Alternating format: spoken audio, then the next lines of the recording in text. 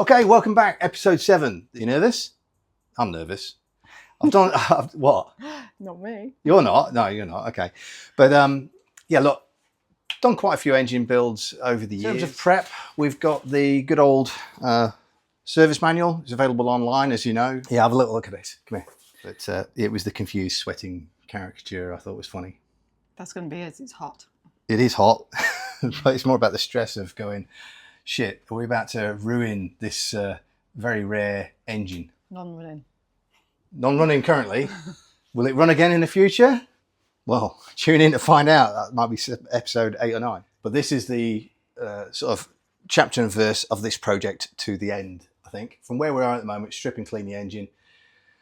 Inspect and list the bits required for replacement. That's probably going to be episode 8. And then you go through painting the cases, changing the seals, reassembling it, refitting it. Then do the carburetors. Carburetors will be its own episode. The pipes, the wiring, the first start, the fuel tank down here. This bike was in a shed fire, which is why the paint and some of the plastics are the state that they were. So the painting of the tank is its own sort of episode that's definitely going to take at least 1 weekend, if not 2. Lights and clocks. A mate of mine, Neil, he knows already. Part of the clocks for this bike were melted. It was an old Yamaha and it was in Germany, and the part of the clocks that I needed, we'll talk about that another time, but yeah, it's sort of searching around the world for various components for a 40-year-old motorcycle is a game in itself. Anyway, lights and clocks, fairing, and then roadworthy. All right, so where are we at the minute? I've just spent another $150 on decals from the States for the tank. Parts so far now then is $7,021. That's parts. Right, includes paint and bits and pieces. Doesn't include the purchase of the donor bike. And our limit here is 15,000. Why am I talking about that right now? Is because that engine right there could easily swallow up $3,000 to $5,000+. How much did it cost for somebody else if I was to outsource this? Remember, the name of the channel is Do It Yourself Dave. If I was to outsource the build of this engine, the strip down and build of it, it starts with $10,000 and goes up from there. When was the first time I stripped down a 2-stroke engine? Probably about 1983. When I was 15, I took an engine for a Suzuki AP50. Split the engine cases apart, needed to get the main bearings out, and the way that you do that is you heat the cases. So how did I heat the cases? I put them in my mum's oven because I'd pre-soaked all the engine cases in something called geyser, which has got a peculiar smell to it. It's quite potent, quite strong. And by the time I baked it in the oven, the entire house smelled of geyser. Good job it wasn't mine. Good job it wasn't yours.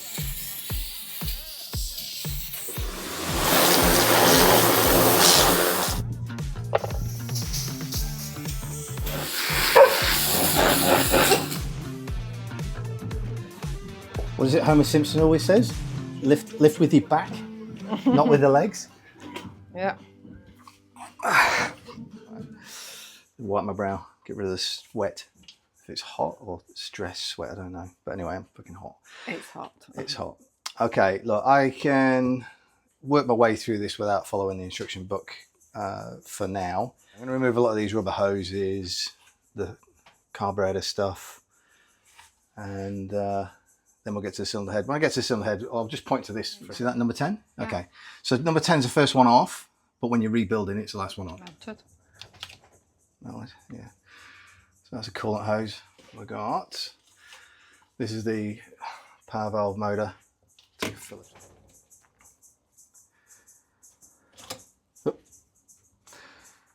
Okay, put that screw back in its thing. So what I thought I'd do is, as I take things off, I'll lay them out furthest away from me in sequence along here, because they'll be out here for a couple of weeks whilst we're getting the engine rebuilt. So this coolant hose from there to the lower cylinder head. So you've got upper and lower. Actually, I think in the Yamaha videos they call this number 1. I think it's like 1, 2. Does that make any sense? Just. Okay, sorry. You're telling the wrong person. Well, all right. Okay, well. Trust you. The audience might find it interesting. It's like, okay, why do we not care about where the spark plug leads go? Because you can put any lead on any plug, effectively. Makes sense. There's another really good video actually this time it's not a Yamaha workshop one, but it's in the playlist anyway. It's more modern. It's only about 8 months old. I'm trying to think what the name of the company is that does it. It's like something or other cabinets. But anyway, he does a really, really good explanation, talk through of the engine. So if you're curious about how this engine works and a bit more on the history, etc., I'll leave it to an expert to tell you. I'm just an enthusiastic idiot just pulling stuff apart.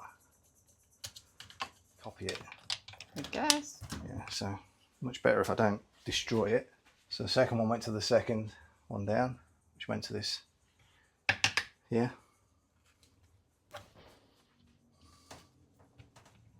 What do you fancy? We'll tackle this next. Do you know what it is? Yeah, you know It's what a it metal is, yeah? thingy. Metal thingy, yep. I'll take the metal thingy off. That electrical contact shouldn't be bent over like that.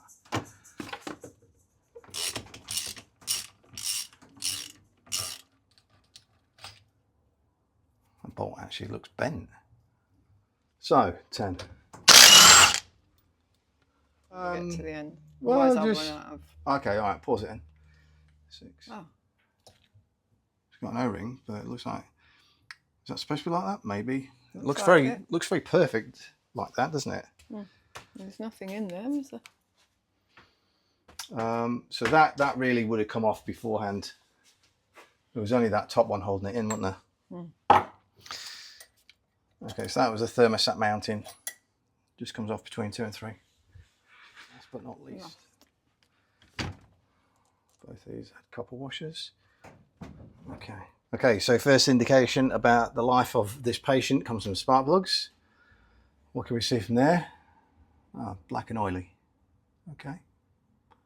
But I don't know if you can see you've got the electrode and then you've got the inner, it's sort of light brown. That's fairly healthy. It's not all sooty and blacked up. Although it's not running perfect, but that's not a bad start, and it does smell of petrol. Cool. Yeah. All right, so this cylinder head, ideally, it shouldn't take a great deal of force to lift it. Wiggle. Okay. Got a wiggle. Got a wiggle. There is a little bit of meat that you can sort of push against, but I'm just using my fingers at the minute and just gently wiggling. Like I said, the last thing you want to do is just force it, swing on it like an ape and just bust it. Yes. Ta-da. Well, it kind of a ta-da. All right, Chase, any ideas why I'm getting why I'm building to this particular point? Because we know whether it's going to cost us cash or not. Yeah, well put. Okay, here we go. It's not funny about it anymore. Ooh, okay. Right. Move down so I can see. Well, let me get the torch. 2 seconds. I know it's exciting stuff, right? Blinding, yes. Okay, and the good news is this barrel is looking really good, really good. I don't know if you can make it out. What you're looking for is any signs of any scoring down the sides. We'll move out the way. Yeah, well, I can tell you right now, there's no scoring, and it's nice and smooth and oily. It's not rusty. Right, there's a little bit of gunge at the top, but that's because that's where the piston stops moving. It doesn't go all the way up to that upper ring, you see. Oh, yeah, I've got that in. Yeah, so that's fine to be carbon and dirty looking. But yeah, that's looking super good and fresh so far. And here you go. Another dead giveaway of the condition of the engine is how easy it is to turn it over. No, hold on. We're in that. Might cost less money. Yeah. Here's open. Yeah, no, it's looking pretty good. It is looking pretty good. Now, I don't want to mention the chap's name because obviously this isn't a video about people's personal lives, but the chap I bought the bike from, he did say one of the 2 bikes was running when he stored it up, and the other one I think he bought for spares, but it wasn't running. But anyway, I can't remember too much about that. Right, there's the old head gasket.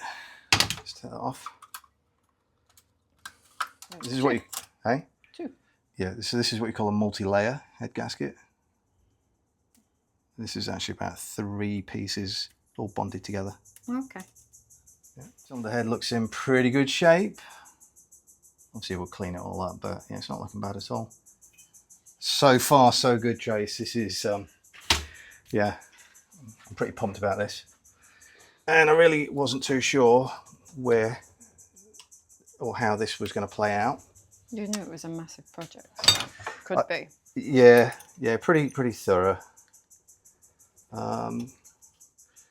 Similar to, was it the last RD? No, second to last RD350. The last RD350 was Adam's, wasn't it? Mm-hmm. But no, second to last RD350 went to Andy, and that had brand new gearbox in it. Previous owner bought all the parts, stored them under his bed, and his wife eventually, after 4 years of him storing parts for a motorcycle that he never seemed to get around to rebuilding, the inevitable conversation took place, and then he sold that 350 to us in pieces. And maybe I should put some photographs up of that, but that was pretty thorough. And these two are going to be similar. The RD400 was like this, wasn't it? We took it right down to stuck all the gearbox out. You remember? I can't remember. You can't remember? That was in Melbourne. So many bikes. In Melbourne, I was stripping stuff down during a week, and then you were taking it to powder coaters and chromers. And yeah, I remember that now. Like that. But that RD400, that was a 76 RD400. I put a photograph of the finished thing. It was the reason why most recently when Paul said, oh, you should put these things on YouTube, is because it's just, you end up with maybe 1 or 2 photographs of the finished product, and there's no story, there's no way to remind yourself of everything you did. As I'm starting to realise and appreciate as I'm getting older, my memory's not what it was. Oh, what an amazing wife for putting up with the crap. You are an amazing wife, darling. Your tea making skills are second to none, I'll give you that. Mm-hmm. So funny. Uh-huh. Right. Oh, sorry. You can pause for a second until we get this. Mm-hmm. Okay, let's try and take these inlets off. Now we've taken all the mounting bolts off. Just checking that. Yes, I have. Yeah. Okay, good. There we go. Now what we've got? I've got the reed valves, and I've got an oil feed pipe here and an oil feed pipe here.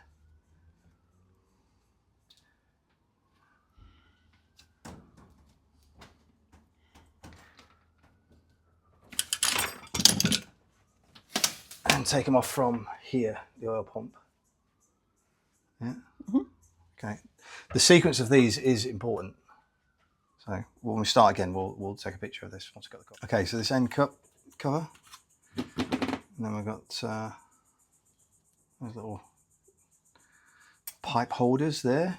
Watch out. Yeah. See? And then what we've got is all the pipes run to the pump here. So what we'll do very carefully in a second, we'll trace which ones go to which inlet manifold. Mm-hmm. So what we're going to do, I know it's in the workshop video somewhere, but we're just going to call this the upper bank and the lower bank. And then this is the left side of the bike, right side of the bike. So let's start with the upper left side inlet oil feed pipe, which is here. And that one, as you're looking at this, is the lower left-hand side. Yep. Yep. Upper right-hand inlet pipe, which is this one here. Follow that through, and that's going to go Lower right. lower right. So it's almost like this is for the upper section of the engine, this is the lower section of the engine, and so far that's the left side, that's the right side. Mm-hmm. Easy. Okay.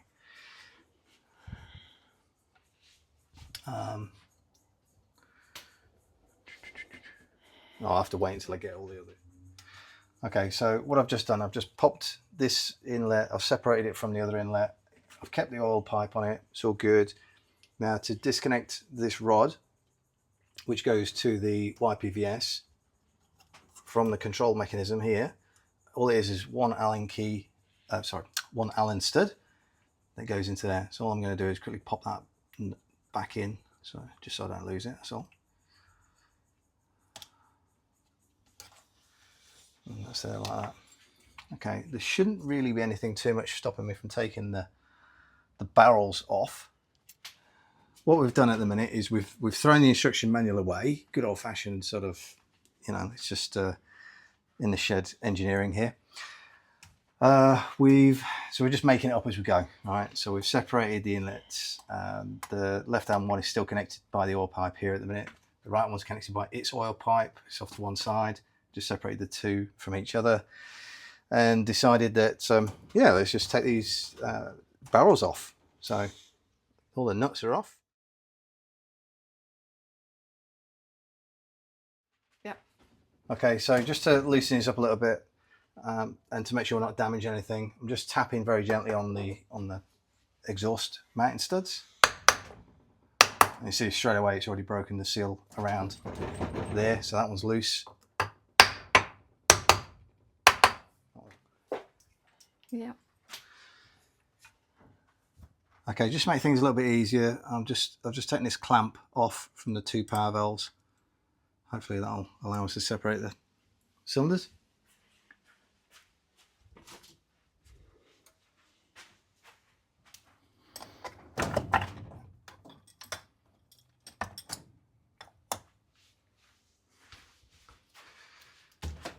Upper left, a bit of corn dribbling out of that.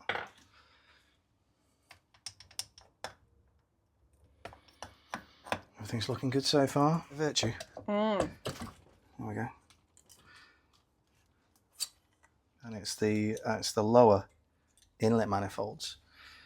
And in order to get at them, what I'll quickly show you is these little spring clips that hold the inlet branch joint. You know, this joins these two together basically. So I had to move these out of the way so I could get access to the top of the bolts. The bolts, as you can see on the right hand side here, they're actually quite long. This side's all ready to go effectively. This has just got one more bolt coming out. Really hard to get access to these, so you've got to take them out of the way to get there. And most of them I was able to sort of crack them with the Allen key from that kind of angle, and then just sort of wind them out with the Allen key long ways on, if that makes any sense. Yeah? Okay, Yeah. cool. Yeah. Okay, just to give it a bit of a tap to give her a help. There you go. All right. So you're not going nuts, you don't want to damage anything. Now, lift this bar out of the way. This bar links that set of power valves to this set of power valves. You've got two bars operated by this assembly. This assembly is going to come off next. I'm just going to take this out of the way. That feels like it's rounding off.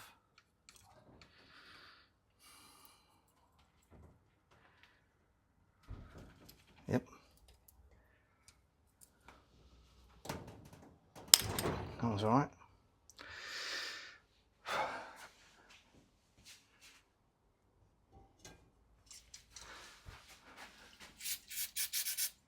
Let that soak for a minute or two whilst in fact,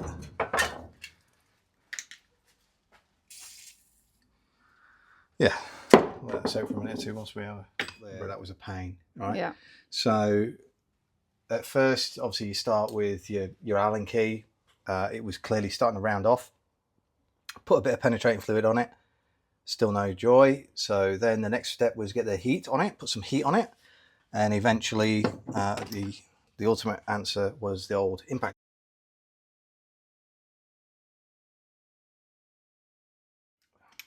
You're on. We're on. Okay, continuing on then. Remember reverse order, starting at 10. These particular nuts, like 10, 9, and 1 and 4, have got the big base and they have the copper washer. All the others don't seem to have them. Okay, pause. As he says, it's going to come free. Here she comes. Okay. Initial inspections. This is interesting. That's all clean and white. That's more normal. I'm not entirely sure what's been going on here.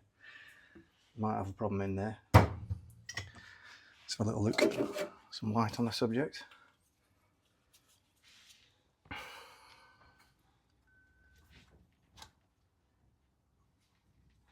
Okay, very, very, very minor scoring down there. But I can tell you right now that's going to hone out very nicely, so not stressed about that one.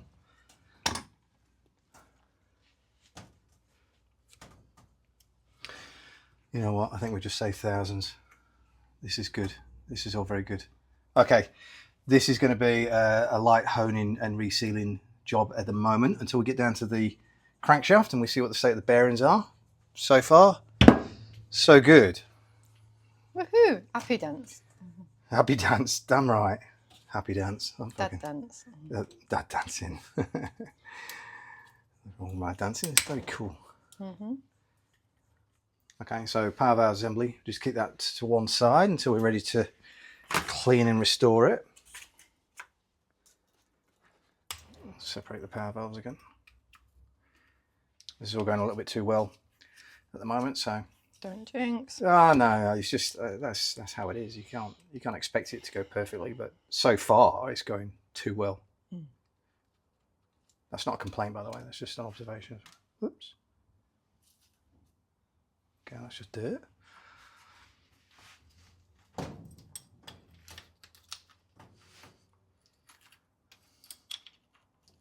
Just gonna pop that bad boy out there.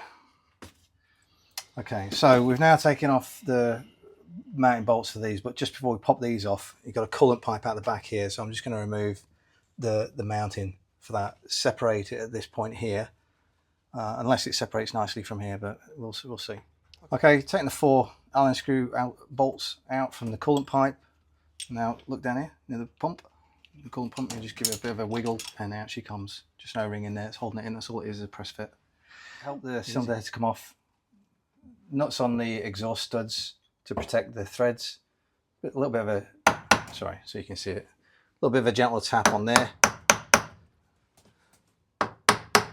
You can see straight away it's starting to lift up. Right, it's just to help break the seal. You're not going crazy with it. Now here we go. This engine's falling apart. Not in a bad way, in a really good way.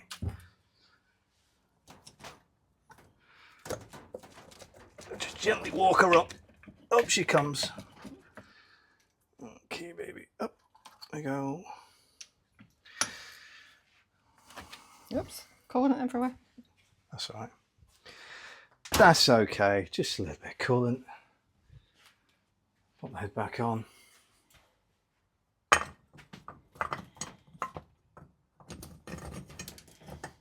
So, just sitting stuff until we're ready to clean and restore. We've been going 2 hours now. Time for a cold, refreshing beverage. You douche. I didn't even get you in shot.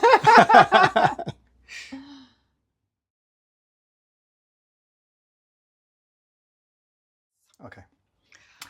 So still got the inlet manifolds with the reed valves and the oil feeds attached to the oil pump, and there's 2 Allen key bolts that hold the oil pump in position.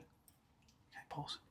Okay, so that just pulls out quite easily. There's no ring around here. You've got a slotted keyway there that engages with the male slot there. That's the drive for the oil pump. And then this pipe, it simply is a push fit in here. You know, look. There. Okay.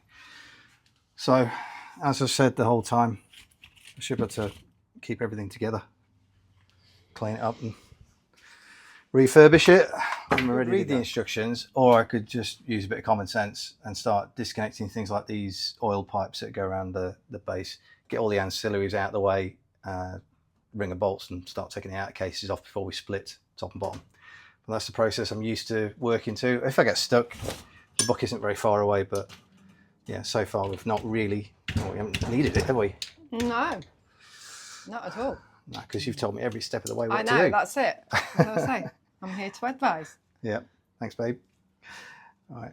Okay, so this oil pipe here, we just disconnected the banjo, and then we disconnected the Allen key bolt, and then you've got this little, it's just a push fit housing with an O-ring on the inside. There we go. Okay, right. So other end of the pipe comes through to another banjo here, and I'm assuming this is just a push fitting into there as well. Just make sure I get these little copper washers. and I'll temporarily put that back in. So there we go. Yeah, just push fit with an O-ring on it. Pop that to one side. Just pop that back in there so we don't lose it. Okay.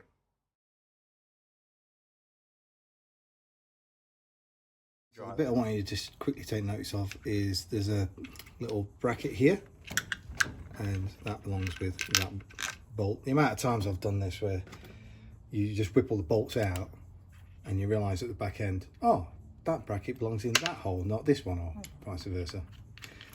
So anyway. Okay, so having removed the coolant pump, you can now get access to that bolt. See it? Mm-hmm. Cool. Okay. Okay. So we're taking the shiny bolt from out of there. All the ringer bolts here. The kickstart washer, nuts, and this cranking piece. And then we just lift the cover off. Lovely. Now we're going to take the clutch apart. Give you a shout. Go. If you can get it off without screwing it up. You just seen that I've just pulled this off like this. Yeah? Okay.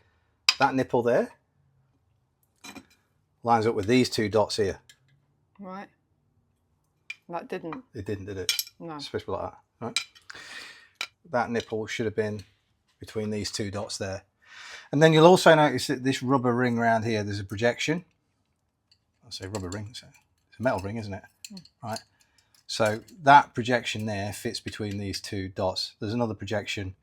There's basically three projections altogether, but as long as you've got one of them between there, you're all good. All right, so what I'm going to do is turn it upside down and lift the whole stack of pressure plates and bits and pieces out together. Right. Yeah? Mm. Yeah. Friction plate, steel plate. So when your clutch starts slipping eventually, the bits that you're changing are these bits. All right, when you take this apart, you've got to be careful to rescue the plunger. There. There's a little rubber O-ring on there as well for sealing. So that's going to come out and go here. See how it sits on there? Like Right. that? Yeah. Doing my fingers again.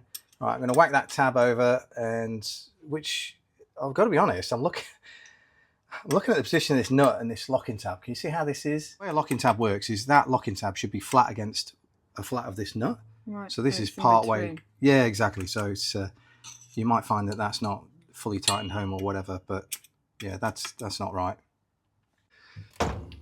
So we've got a 30mm impact socket. We've got a clutch holding tool. We've moved the tab washer out of the way. So all being well, we'll be able to rattle this off.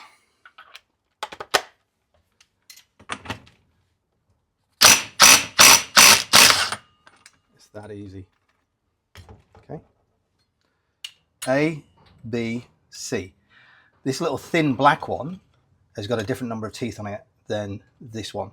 And the reason for that is to prevent any backlash. So there's no slop in this drive. The position of this is being controlled by a spring washer that's locked down in here. But anyway, what we're going to do, we're going to take off this, and then take this off.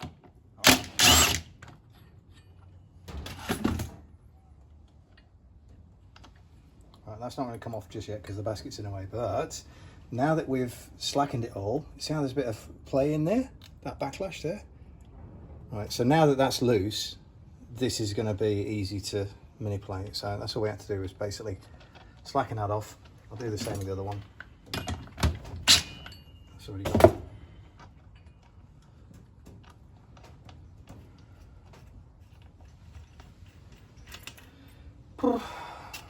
Okay, there. Oh, up you come, you fucker. Excuse my French.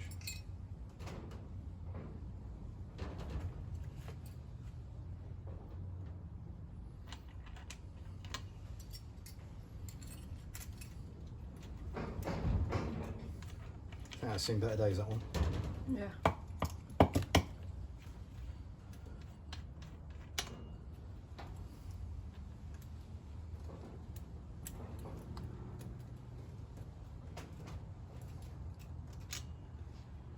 length now. Pop that and that there.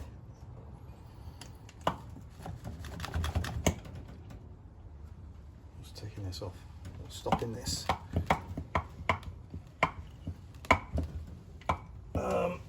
Hold on.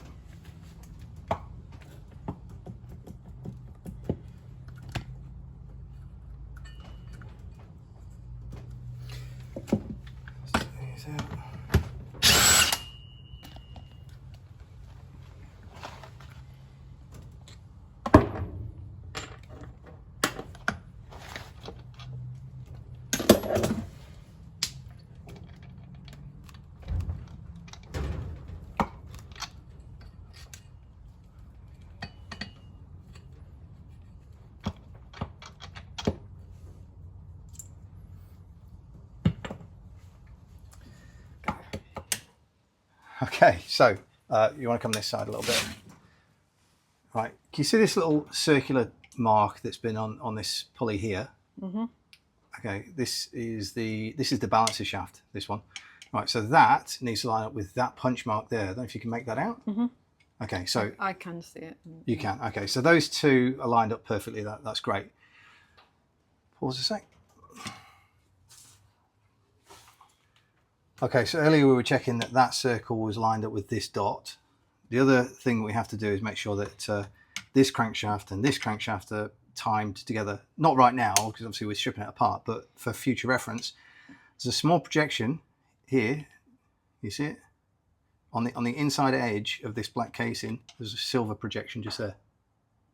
You can see. Okay, cool. Right, and then there's also a small circular dot scribed on that tooth there. When this is in this position, see a little dimple in that pulley on there. So that lines up with this. This one over here lines up with that. And these two got lined up as well. But we'll cover that when it comes to assembly. I just wanted to locate them for now and just talk to them temporarily. Okay, that's that.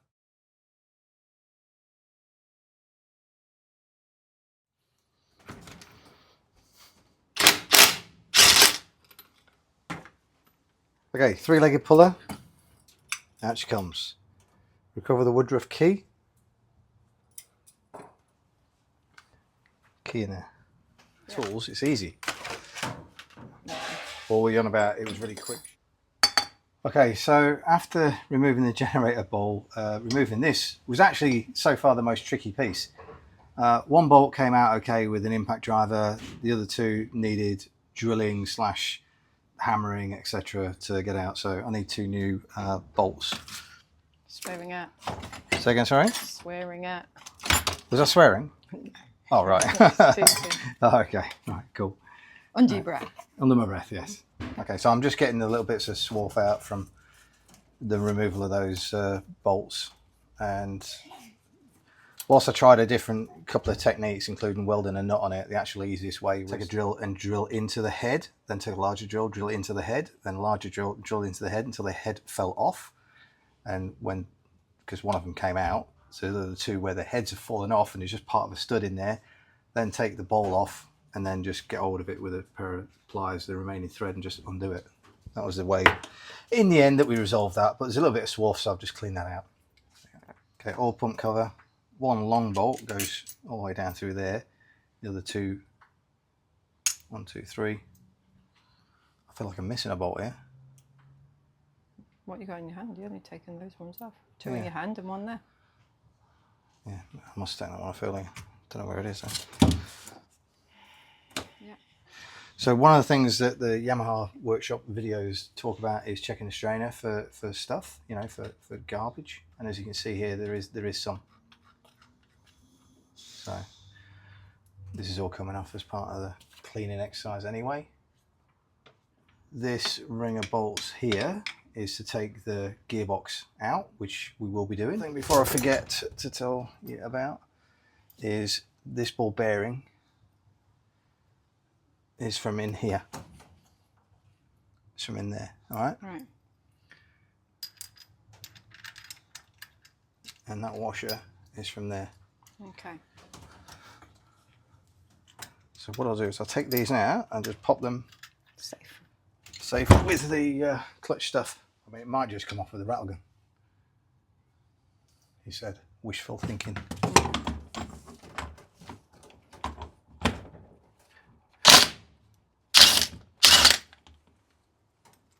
You got lucky. got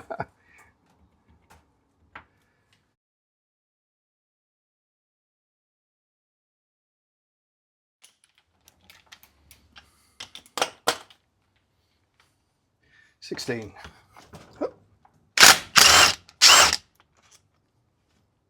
15. 14. 13.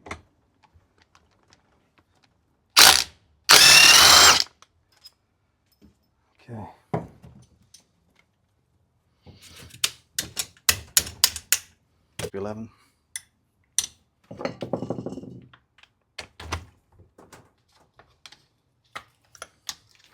You recording? Yep, the elusive ones.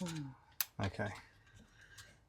Which probably should have been the first two to go if they're number 17 and 18. It just shows you that. Sometimes it is better to read the instructions, but hey. I bet I'm not the first person. Maybe this video will help people. All right, guys and girls. All right, come around this side. So we had 4 nuts or studs underneath, 4 through here, 4 through there. So that would make 12 so far. Another 4 through there makes 16. And then just here and here, which you can't see normally because the gasket is covering them. Big Allen key bolt there and there. And then you can split the head. God, seriously. Okay, so that's the engine all laid out. Meanwhile, over here, we've got 2 remaining studs. They're a little bit buggered, and we're going to pause for now, and we'll take the engine over to our eldest lad, Adam. We're going to take it over to see him next Saturday morning. Probably do a bit of welding, a little bit of drilling, get these 2 studs out, and then continue the game from there. While we're up there, though, we can always re-hone those bores, and then probably next weekend it'll be sanding, blasting and painting the barrels and starting to maybe reseal some of this. Okay, well, we'll see how we go. Anyway, that's all for me. Trace, anything? No, I'm done. He's done. Long day, wasn't it? Very. All right, okay. Now we'll edit all this up into some amazing YouTube video. See you later, guys.